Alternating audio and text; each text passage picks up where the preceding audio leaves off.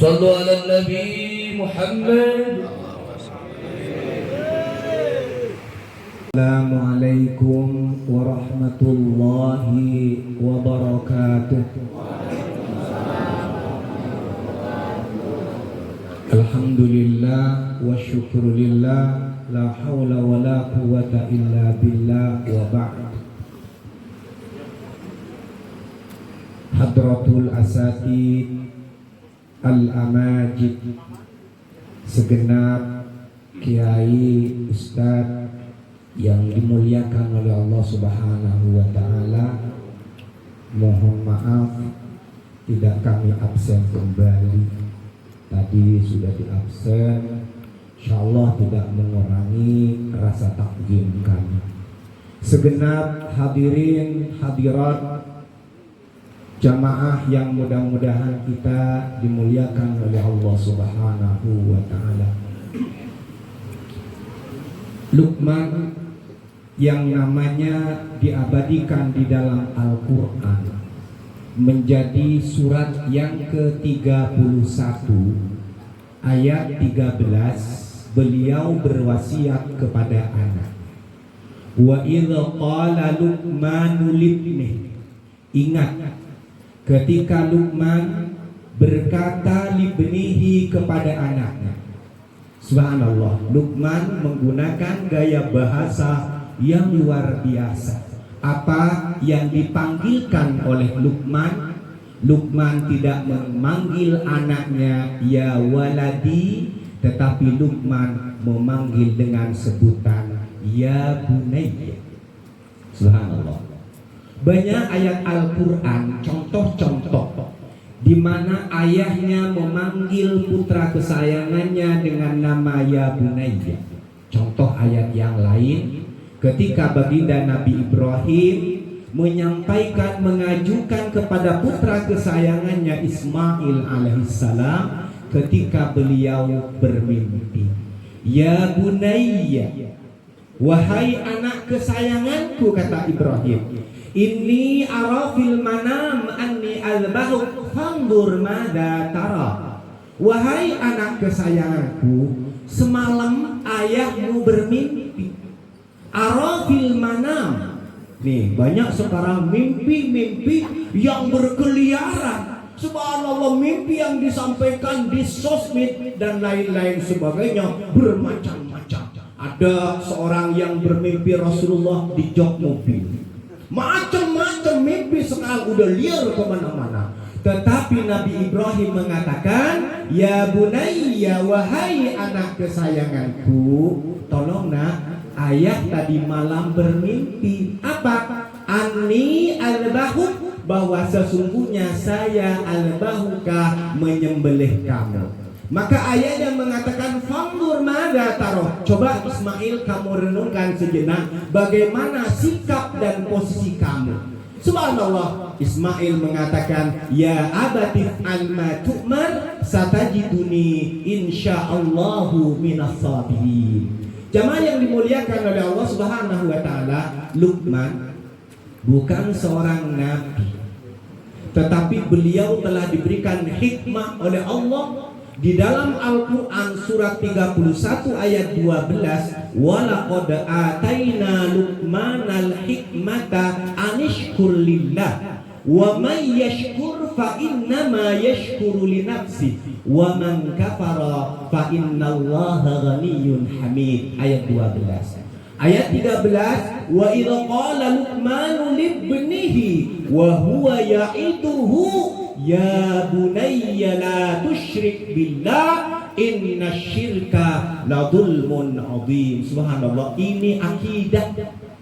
Jamaah yang dimuliakan oleh Allah Subhanahu wa ta'ala, wabil khusus yang sangat senang ya besan ini Bapak alhamdulillah beliau akan ittiba sunnah Rasulullah, menyampaikan amanah dari Allah Subhanahu wa ta'ala. Di hari Sabtu besok akan menikahkan putrinya yang kedua.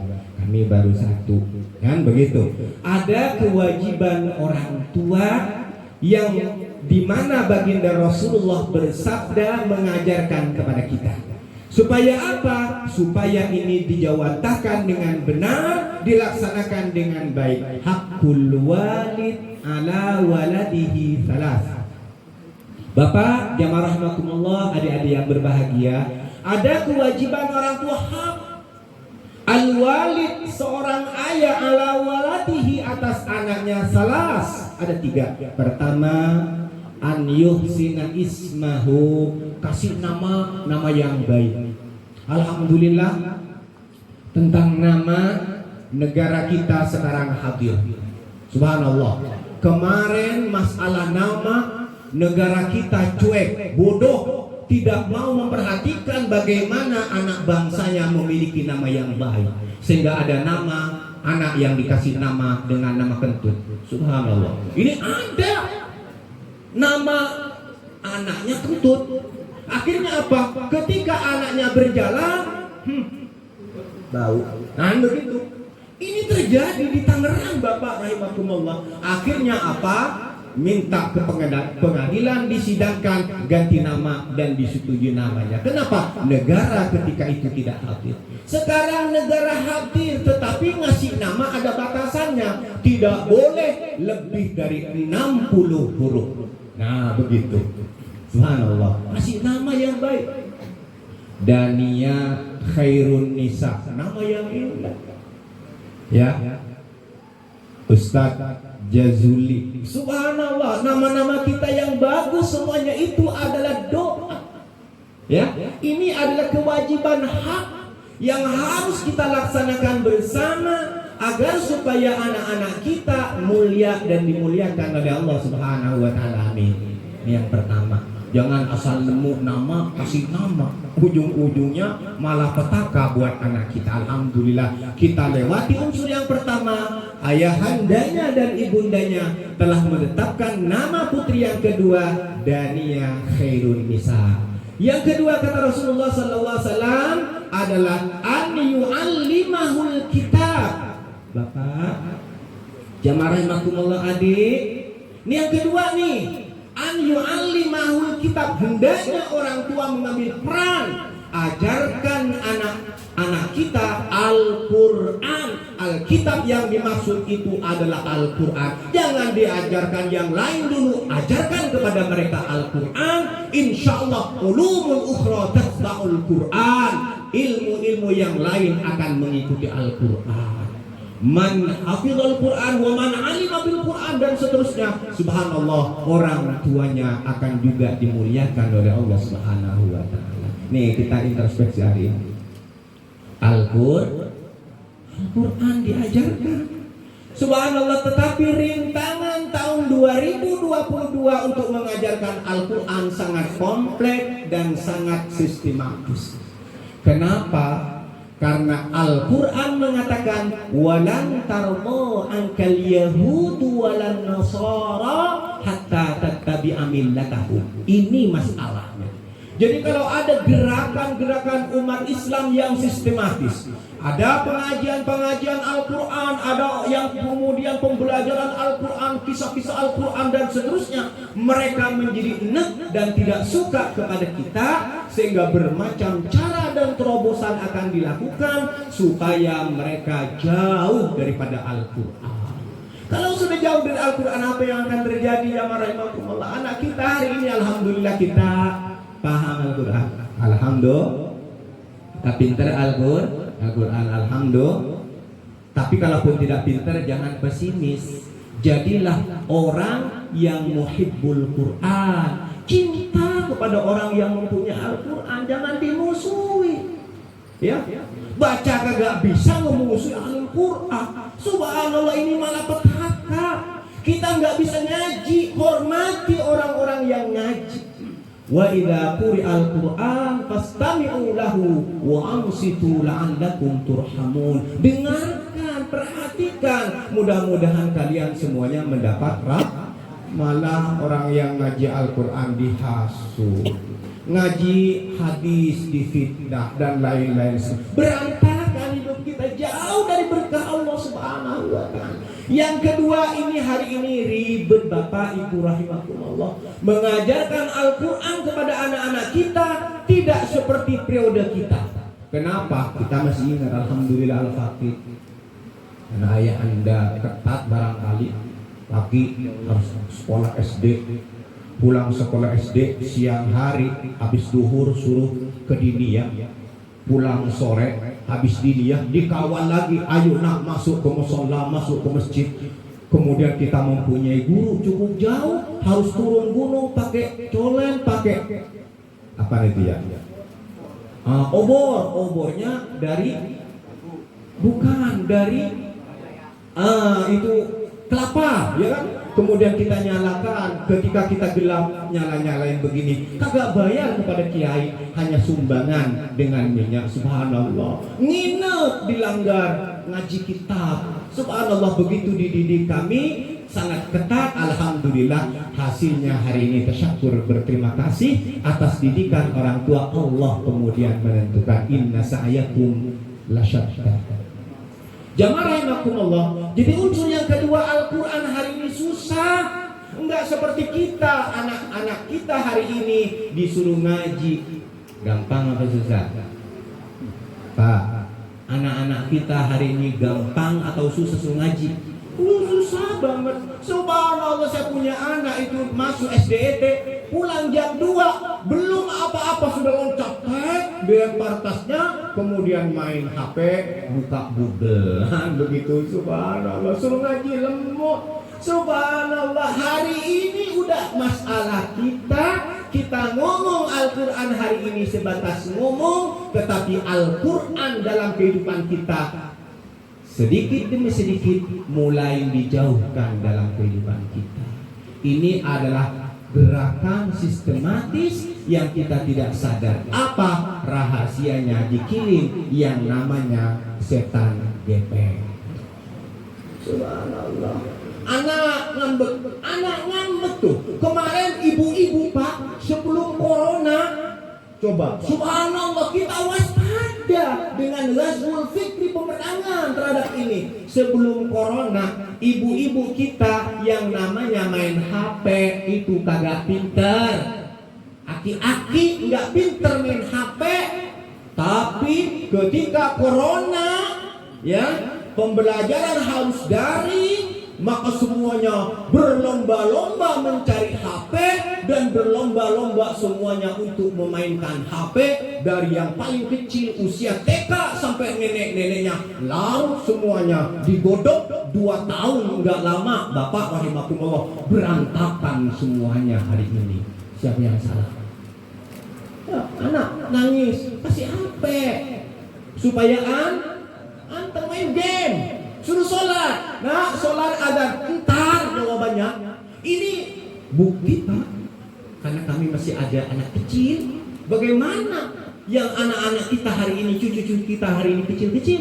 Ini tantangan yang dahsyat kepada generasi Al-Quran. Yuk, sadar bahwa ini gerakan yang sistematis untuk menghancurkan power orang-orang Islam, supaya orang-orang Islam itu ba'idun, jauh daripada Al-Quran, sehingga ketika ba'idun dari Al-Quran, ba'idun jauh dari masjid, masjidnya besok hanya dibangun dan dibangun, maka apa yang Rasulullah sabdakan, sayati ala ummati zaman, akan datang nanti satu masa, satu di antaranya adalah wa masajiduhum amiratun wa hiya kharabun minal huda. Masjidnya bagus, berlomba-lomba, masjid masih cakep dibongkar, tetapi apa yang terjadi? Jauh dari nilai-nilai petunjuk Allah Subhanahu wa ta'ala. Alhamdulillah, kita patut bangga di masjid lingkungan kita. Al-Hijrah,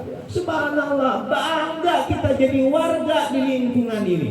Subhanallah, jamaahnya subuh bisa 4-5 saf. Dan ini tanggung jawab kita semuanya, bahwa masjid yang ada di lingkungan kita, hidup atau mati, orangnya adalah kita.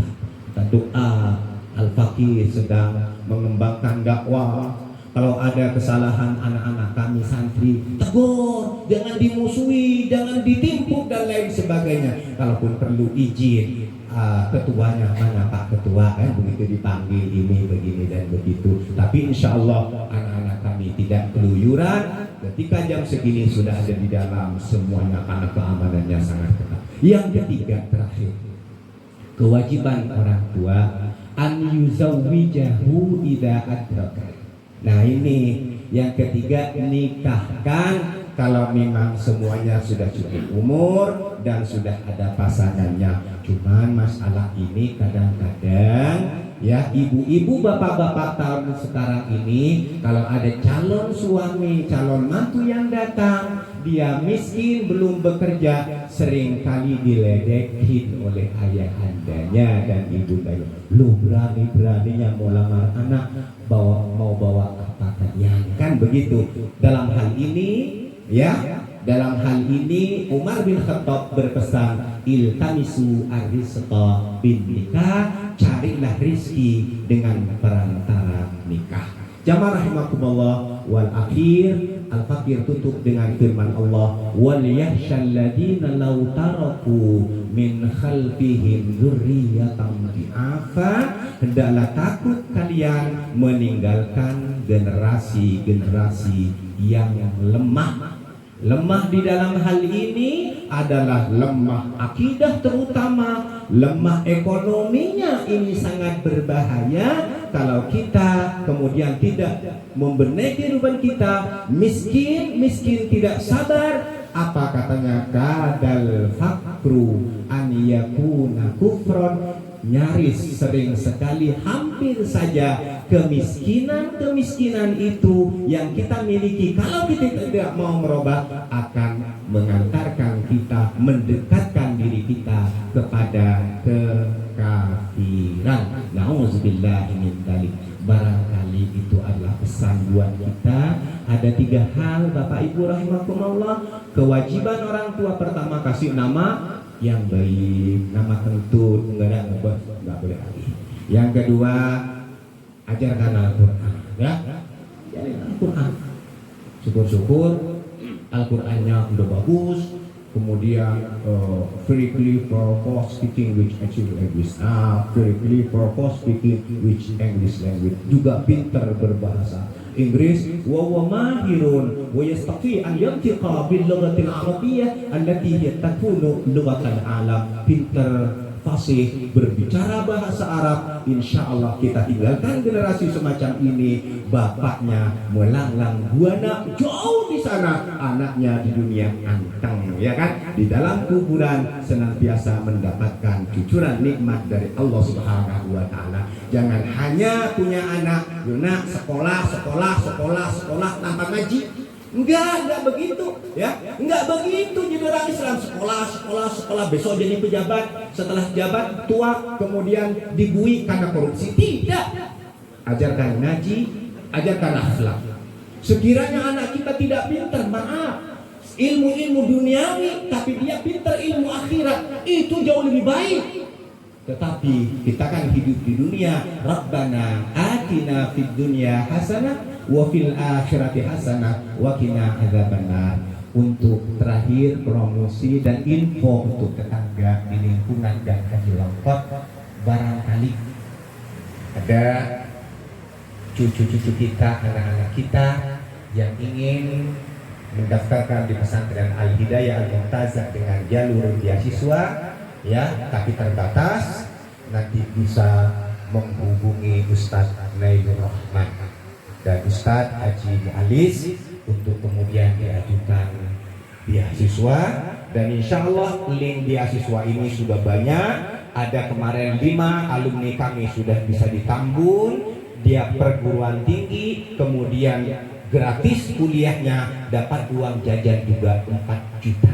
Ini alhamdulillah. Kemudian ini kami ada kerjasama dengan Universitas Negeri Jakarta. Insya Allah dalam momen wisuda nanti Bapak Haji Ali akan bertandang ke pesantren kami. Selain itu juga ada link ke Sumeneb untuk ngambil S1 dan S2. Jalur beasiswa ada, tetapi terbatas untuk ma'isyah gurunya. Tetapi untuk tetangga kami prioritaskan. Inilah yang dapat Al-Fakir sampaikan. Karena memang waktu ngaji ini adalah pembukaan ngalembok, Kiai, ya. Bukan ngalembok, ngaji ngalembok itu baca kitab dari jam 8 sampai jam 9. Ini Al-Fakir naik jam 9:07, berarti sudah jam 9:15. Mohon maaf telah mengambil waktu dari jamaah lewat dari jam ngaji. Kenapa istiqamah? Kenapa al-istiqamatu ainul karomah? Hadanallah wa iyyakum ajmain. Assalamualaikum warahmatullahi wabarakatuh. Waalaikumsalam warahmatullahi wabarakatuh. Telah sama-sama tadi kita dengarkan tausiah agama yang disampaikan oleh guru kita Kiai Haji Muhammad Syarif MA yang begitu gamblang menyampaikan tausiahnya, pesan-pesan untuk kita semuanya. Terkhusus wabil khusus mudah-mudahan anak-anak keturunan kita dijadikan anak yang ahlil khair, ahlil ilmu, ahlil Al-Quran. Amin amin ya rabbal sallallahu alaihi wasallam. Sallallahu ala Muhammad sallallahu alaihi wasallam. Sallallahu